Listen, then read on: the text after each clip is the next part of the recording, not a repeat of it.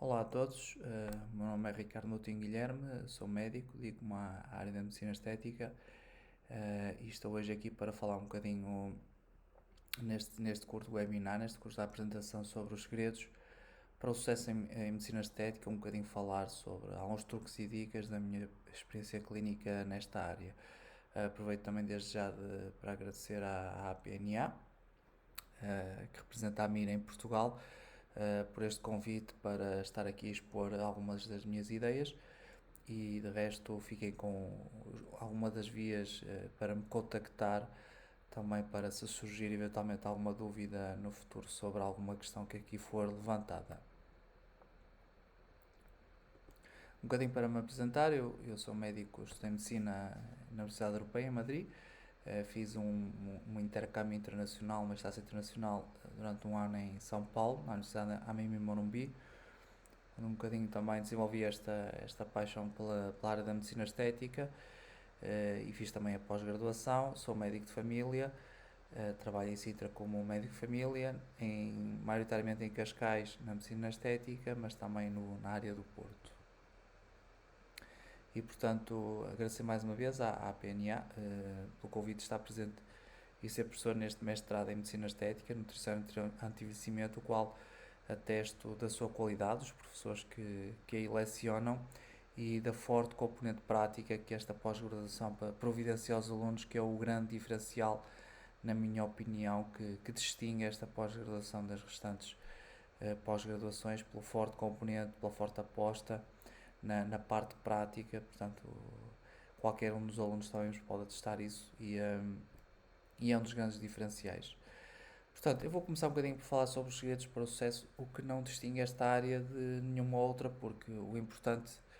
para mim é uma boa consulta médica, uma boa avaliação prévia do paciente. Vamos falar um bocadinho da ética, que não se distingue também das outras áreas da medicina, os 3 lemas na minha prática clínica diária, explicação do procedimento, como é que eu faço, como é que abordo essa questão em relação ao paciente, a questão muito importante dos consentimentos informados, para quem está a começar nesta área, por onde começar, um pequeno detalhe sobre o intrusismo profissional, que se tem vindo a falar muito, 3 técnicas seguras para quem está a começar, ou seja, na dúvida, quais as técnicas consideradas mais seguras, e obviamente que algumas são mais seguras do que outras, erros a evitar na prática clínica, 3 passos que nunca passo na minha consulta, um bocadinho sobre o seguro e considerações finais. Portanto, o que é que abordo na consulta médica? Eu ponho muito do que sou como médico de família na consulta médica de medicina estética, ou seja, a medicina já familiar para mim não se distingue neste aspecto da medicina estética, até porque eu preciso entender muito de onde vem, para onde vai, quais as expectativas do ou da paciente em relação a esses procedimentos em medicina estética. Portanto, convém sempre ter essa parte bem clara, e isso passa por uma boa história clínica prévia ao procedimento, ou seja, só o entender qual é a situação da pessoa, em que estado é que se encontra da vida, o que é que espera de nós, é sempre importante para depois o resultado final ser satisfatório ao máximo para os dois. Obviamente que os antecedentes pessoais e a medicação e os antecedentes cirúrgicos, os antecedentes de cicatrização são muito importantes, porque vão, especialmente aqui nas contraindicações e nas indicações, vão nos indicar ou contraindicar alguns procedimentos. As alergias também é sempre muito importante, porque pode contraindicar, pode haver alguma alergia a algum dos componentes que utilizarmos. A tendência para o sangramento, avisar que se houver uma tendência maior para o sangramento ou derivado de medicação que esteja a realizar, pode haver maior tendência para hematomas e, portanto, averiguar também a questão de se faz facilmente estas nódoazinhas negras, porque vai haver mais probabilidade de as ter no pós-procedimento. Os hábitos tóxicos, e estes 3 vão reduzir substancialmente quer o efeito, quer a durabilidade dos procedimentos, e portanto aí avisar também a paciente que é passível dessa questão. A vacinação, isso ter especial atenção, porque a vacinação pode aqui ter efeitos que sejam simultâneos com qualquer um dos procedimentos, e depois até haver algum efeito adverso que não sabemos se é de um, se é de outro, se há alguma interação entre os dois, e portanto deixar um período de 15 a 20 dias no mínimo entre um e outro para salvaguarda. Viagens recentes ou futuras, cirurgias que têm planeadas, especialmente se realizarmos procedimentos faciais,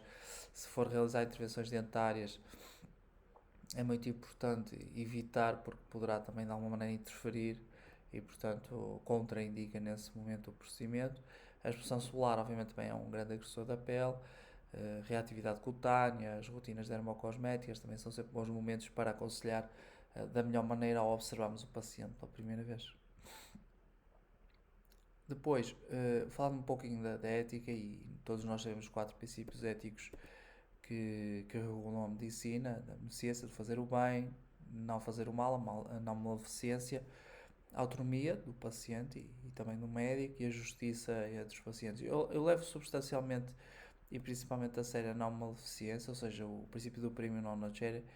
porque, sobretudo nestes procedimentos em medicina estética, a paciente ou o paciente não apresenta uma doença grave que precisa da nossa assistência imediata, nem a longo prazo, ou seja, trata-se aqui de procedimentos que é por livre escolha do paciente,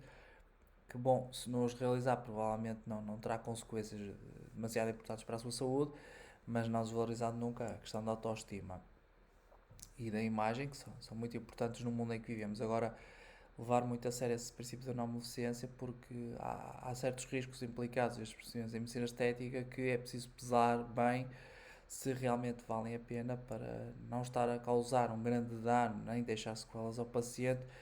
que desde logo não apresenta uma doença grave e, portanto, temos que pesar bem os riscos, ou seja, o balanço entre o risco e o benefício em cada um dos procedimentos e em cada um dos pacientes. Cuidado também com as formas de divulgação. Hoje em dia são utilizadas muitas redes sociais, as vias eletrónicas, tudo isso, mas nós prestamos todos um juramento de Hipócrates ao terminar o curso de medicina, ao formarmos como médicos, e proteger sempre o paciente é um dever do médico e, portanto, muitas das vezes estamos a divulgar essa imagem dos pacientes ou os resultados em benefício próprio e não sei se de certa maneira estaremos a tentar vender esse trabalho expondo o paciente e nem sempre estamos a proteger o paciente. Portanto, muito cuidado, sempre com o consentimento do paciente, sempre com máxima proteção da identidade dentro do possível e, obviamente, sempre que autorizado, gerir da melhor maneira e não de forma desenfreada. Portanto, estas questões de influências, redes sociais, dos antes e depois, do marketing, da construção de imagem ou da própria marca são muito importantes, sobretudo num setor que é 100% privado, neste momento em Portugal, mas é preciso gerir com muita cautela. Porquê? Porque somos médicos e não somos vendedores. Portanto, os nossos princípios médicos, nenhum outro princípio médico se deve sobrepor a eles. O que é que nos distingue como médicos? Saber detectar e tratar complicações, saber as indicações e contraindicações, ou seja, o que é que nos distingue de todos os outros elementos e curiosos que há à volta desta área, sobretudo no caso do intrusismo profissional, que tem sido muito discutido e muito falado, de qualquer pessoa faz qualquer um destes procedimentos e isso é altamente, além de ser arriscado, é altamente questionável e implica consequências muitas vezes para os pacientes devastadoras. E, portanto, eu tenho sempre muito cuidado com as consultas, com os procedimentos, não fazer. Eu sou sempre apologista de que alguns colegas oferecem tratamentos, há umas influencers em nome da divulgação. Isso não está a fazer, mais uma vez, de nós médicos. Nós formarmos como médicos, temos que também saber valorizar-nos e distinguirmos dos demais. E, portanto, ao estarmos a oferecer, estamos a desvalorizar a nossa profissão e os procedimentos que realizamos. Porque implica estudo, implica cursos, formações, uma clínica, um hospital credenciado, um consultório, material que tem os seus custos, os kits de emergência, os contentores amarelos para descartar cortantes, a asepsia, a separação de resíduos. Portanto, há aqui muitas questões à volta disto para simplesmente estarmos a tratar de forma leviana ou leve estas questões. Como é que explico ao paciente o procedimento antes? É muito importante, antes de ser aplicado, explicar em que consiste, o modo de aplicação, que é possível que tenha um pequeno desconforto, uma pequena dor, mas não sobrevalorizar isso, pedir ao paciente o feedback constante, de se vier a sentir um desconforto, sobretudo mais do que o normal, aí sim dizer, mas avisar possível de hematomas, mas não sobrevalorizar também a questão da dor, porque só falar nisso já muitas vezes faz com que a paciente esteja mais contraída, mais receosa. a durabilidade expectável e baixar sempre as expectativas, dizer sempre a menos do que a mais, porque é salvaguardarmos a possibilidade de efeitos secundários, também discutir e tirar eventuais dúvidas, os cuidados no pós-procedimento, a necessidade de revisões ou retoques, ou no tratamento que seja por várias fases ou em várias sessões, e dar espaço para a possibilidade de haver dúvidas ou questões. Muito importante é que se explique ao doente e que nós também tenhamos em mente é que esta área, a medicina estética, não reverte, não inverte o processo de envelhecimento. A pessoa que tem 50 anos,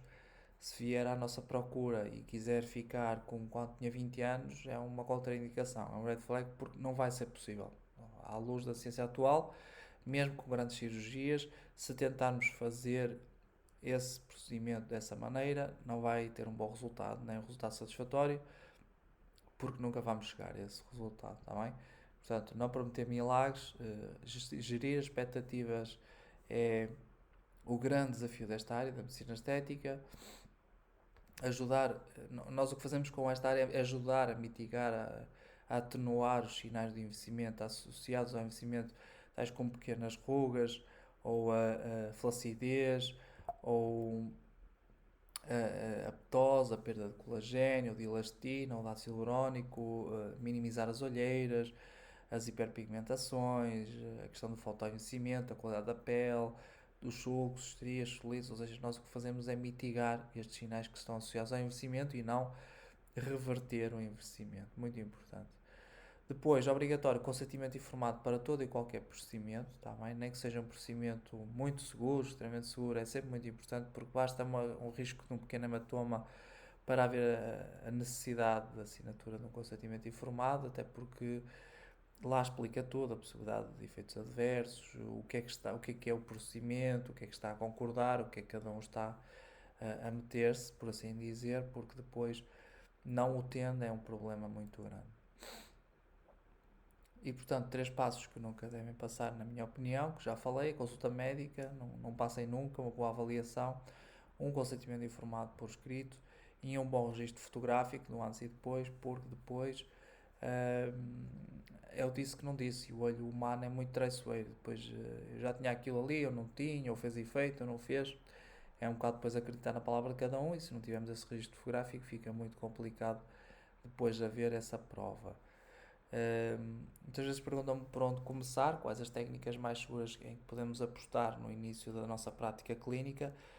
Eu continuo sempre, desde há uns tempos, a dizer as mesmas. O plasma rico em plaquetas é muito seguro, porque é feito a partir da extração do sangue do próprio paciente, é centrifugado esse sangue e depois a partir daí é retirado o concentrado de plaquetas. Portanto, o risco é mínimo, quer dizer, estamos a utilizar o próprio concentrado de plaquetas do próprio paciente, não estamos a introduzir nenhum material estranho. A única possibilidade é de um ligeiro hematoma por causa da questão de ser injetado, mas mesmo assim são riscos mínimos, porque não há aqui possibilidade nem de reações alérgicas, nem de contaminações, a não ser que não se respeite a asepsia, mas é muito difícil um procedimento com plasma rico em plaquetas correr mal e terá um efeito adverso. A carboxiterapia é uma técnica que eu utilizo muito e que é considerada muito segura, das mais seguras em medicina no geral.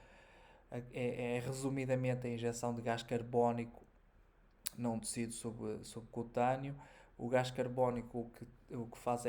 ele foi descoberto porque tem propriedades termais, e o que ele faz é enganar, entre aspas, o nosso organismo a pensar que nessa área há um déficit de oxigênio, quando não existe. Nós é que estamos a tentar fazer com que o organismo pense que há uma deficiência de oxigênio, e o que vai, por simplesmente, é utilizar os mecanismos da curva de dissociação da hemoglobina para libertar mais oxigênio para esse tecido. E um tecido mais oxigenado vai regenerar mais depressa, cicatrizar melhor, queimar mais gordura e, portanto, utiliza o próprio mecanismo fisiológico do nosso sistema para ter esses efeitos. O gás carbónico é amplamente utilizado, por exemplo, nas laparoscopias, e é muito seguro, mesmo que injetado dentro de um vaso, rapidamente difunde-se, portanto, é muitíssimo seguro a aplicação dessa técnica. E mesmo assim, eu continuo sempre a dizer que a toxina botulínica, o Botox, com algumas reticências, não é das técnicas mais seguras, sendo bem feita, sendo corretamente feita, porque O efeito adverso considerado mais grave é uma ptose palpebral, mas mesmo essa, e sendo uma questão de andar alguns meses com a imagem um pouco afetada, quer dizer, é completamente reversível, não há nenhum dano aí, não há nenhuma sequela permanente, portanto, desde corretamente diluído, bem feito, a toxina botulínica é muito segura, mesmo a questão da ptose, que é considerada na generalidade da literatura um risco de 1% e em maus experientes desce para menos de 0,1%, ainda assim eu considero que é muito segura. Há também outras técnicas, na generalidade consideradas seguras, a mesoterapia já ponho com mais interrogações, porque muita da mesoterapia que existe no mercado não refere que é injetável. Se for a injetar, e eu só conheço na medicina estética algumas marcas, poucas marcas que têm mesoterapia com esta indicação injetável, como tem aqui na imagem, e portanto, como vamos injetar, não há outra maneira de colocar a mesoterapia no paciente à luz da ciência atual, mesmo o microagulhamento é injetar esse produto, portanto, aí já coloco com algumas interrogações, dependendo do produto que estamos a utilizar. E o microagulhamento, já que falei nele, também é muito seguro, depende com que drug delivery se está a utilizar, com que mesoterapia se está a utilizar. Se for pura e simplesmente um microagulhamento apenas com as agulhas sobre a pele,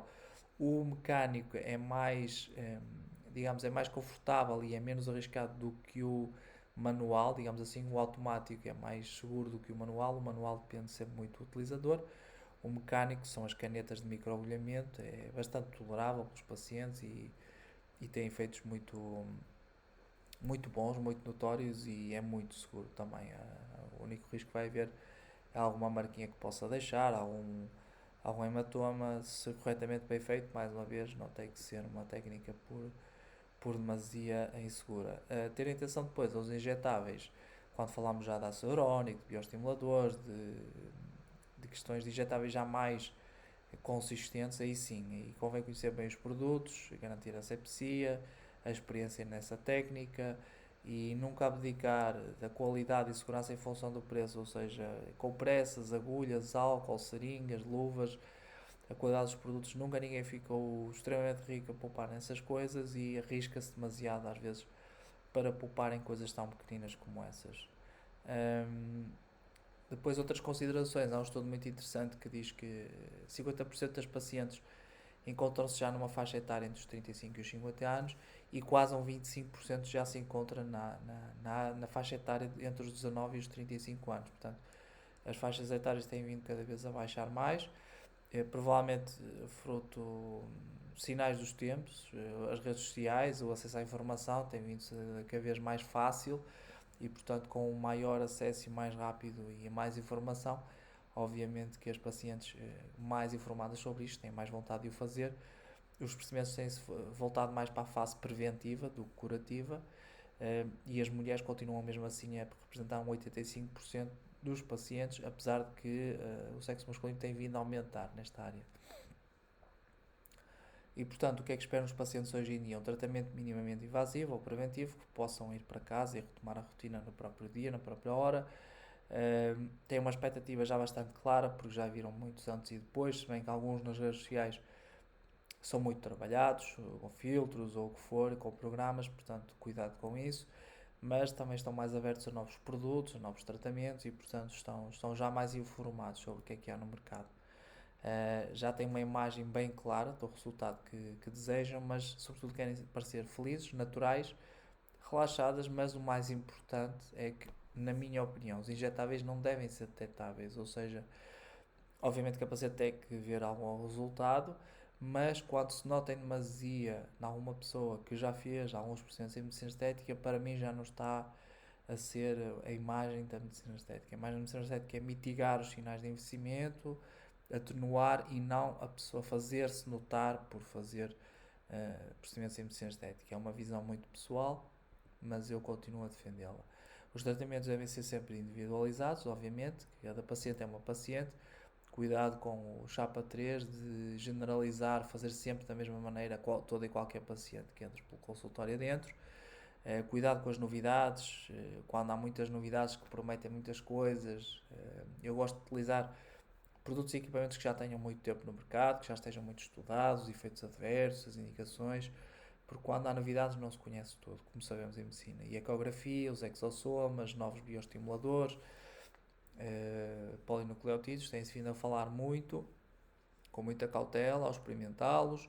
com muitos estudos científicos a comprovar a sua eficácia e segurança, está bem? E sobretudo que os injetáveis não resolvem tudo, ou seja, muitas vezes não resolvem nada. Na realidade, por isso que eu acho que a consulta médica é o primeiro passo e é quase o passo mais importante. Convém perceber bem o que é que a paciente espera de nós, o que é que espera destes procedimentos e da medicina estética e perceber se enquadra no que podemos oferecer. Porque a pressão da indústria e muitas vezes a pressão de muitas clínicas com promessas de resultados e produtos milagrosos sem efeitos adversos é muito complicado muitas vezes gerir tudo isto e portanto muito cuidado com todos estes fatores.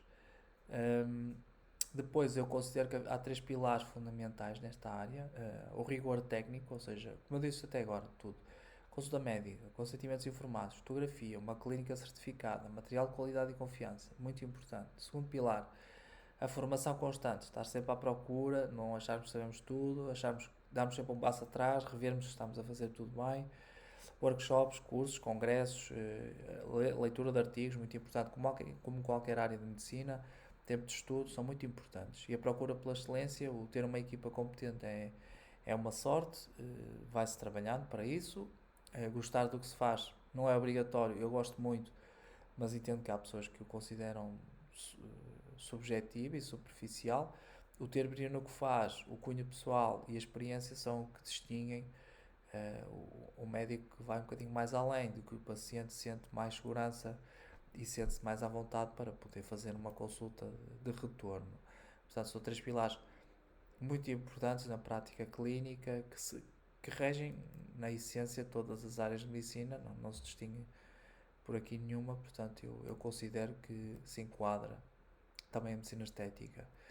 E isto para falar um bocadinho deste efeito do Dunning-Kruger, que no início, obviamente, não sabemos nada, depois passamos um bocadinho pela montanha da estupidez, não é? Porque achamos que sabemos tudo até que alguma coisa correu mal e damos uma queda muitas vezes forte e entramos no vale do desespero. E aqui é onde eu vejo muitos colegas que pensam em desistir e obviamente todos passamos por lá e todos temos que fazer este caminho e depois entramos novamente na curva ascendente, no slope de enlightenment, até atingirmos um platô de sustentabilidade. Eu gosto de sempre considerar que eu estou por aqui na curva de aprendizagem, porque mantenho-me sempre com vontade de estar atualizado, de estudar, de procurar mais, e isso é o que vos deve guiar sempre em qualquer área, seja da medicina ou não, na realidade. E portanto, a minha filosofia é de que menos é mais, o simples é melhor e a chave é a naturalidade. Portanto, são princípios pelos quais eu me rejo. Convido-vos também a explorar um bocadinho da parte da medicina estética que é clínica, digamos assim. A medicina estética tem muitas indicações muito clínicas e este caso é um dos casos que a paciente apresentava uma paralisia facial idiopática ou de Bell e a medicina estética neste caso apresentou um resultado bastante satisfatório para uma paciente que já apresentava décadas de evolução desta questão portanto é muito interessante ver também esta aplicação clínica da medicina estética e não puramente apenas só para beleza ou só mesmo puramente estética e é muito satisfatória para nós médicos. E pronto, mais uma vez agradecer, fica também aqui o meu contacto, fiquem à vontade para me contactarem diretamente ou através da PNA. Qualquer dúvida, questão, comentário, crítica, estamos sempre ao dispor. Ou mesmo sobre a pós-graduação em si, a qual tenho muito gosto e muito prazer em fazer parte do lote de professores. Aconselho-vos vivamente esta pós-graduação, tem uma componente muito prática, muito forte, mais uma vez, além da componente teórica, dá a liberdade da pessoa gerir em horário pós-laboral, vai fazendo o seu ritmo das aulas e depois as práticas são até exaustivas, a pessoa, ninguém sai desta pós-graduação sem saber fazer o básico de todos os procedimentos de forma segura e eficaz. Muito obrigado e vemo-nos nas aulas